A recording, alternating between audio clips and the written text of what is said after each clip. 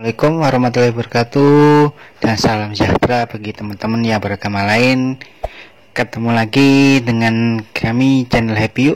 Kali ini kita akan membahas masih di bab 7, yaitu di wawasan Nusantara dalam konteks Negara Kesatuan Republik Indonesia, tapi di part 2 atau pertemuan kedua.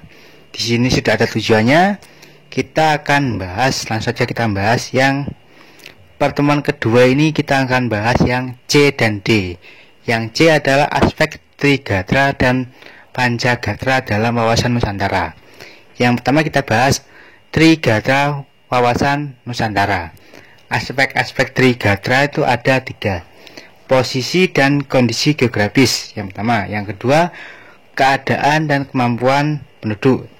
Dan ketiga, keadaan dan kekayaan alam. Ini aspek sosial yang mempengaruhi wawasan Nusantara kita. Ini yang 3. Terus yang kedua, yang nomor 2, aspek Pancagatra wawasan Nusantara. Pancagatra merupakan integrasi dari faktor-faktor dinamis, yaitu pertama, dari faktor ideologi, politik, ekonomi, sosial, pertahanan, dan keamanan. Ini yang aspek-aspeknya. Oke, lanjut. Masih di yang C, hubungan antar gatra. Makna dari hubungan antara Trigatra dan Pancagatra serta antar gatra dapat diperhatikan antara lain sebagai berikut. Yang nomor 1, Trigatra merupakan modal dasar yang dinamis untuk menciptakan kehidupan nasional Pancagatra. Yang kedua, merupakan suatu tatanan yang utuh, menyeluruh, dan terpadu. Yang ketiga, terjalin hubungan antar gatra dalam keseluruhan kehidupan nasional. Yang keempat, kelemahan di salah satu gatra dapat mengakibatkan kelemahan di gatra lain. Dan yang kelima, yang terakhir, kekuatan beberapa gatra dapat didayagunakan untuk memperkuat gatra lain.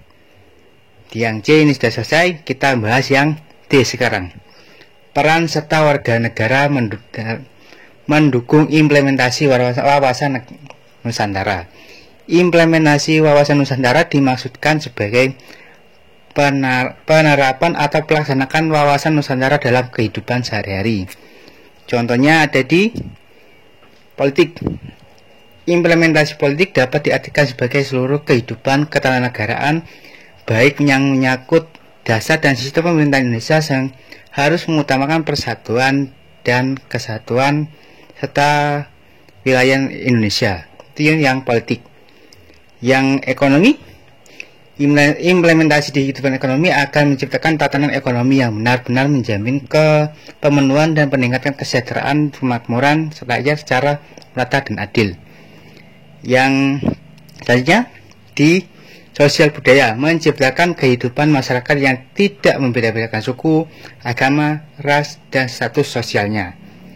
Dan yang terakhir, materi terakhir, implementasi di kehidupan pertahanan dan keamanan bertujuan untuk menumbuhkan kesadaran cinta tanah air dan bangsa yang lebih lanjut akan membentuk sikap bela negara setiap warga negara Indonesia.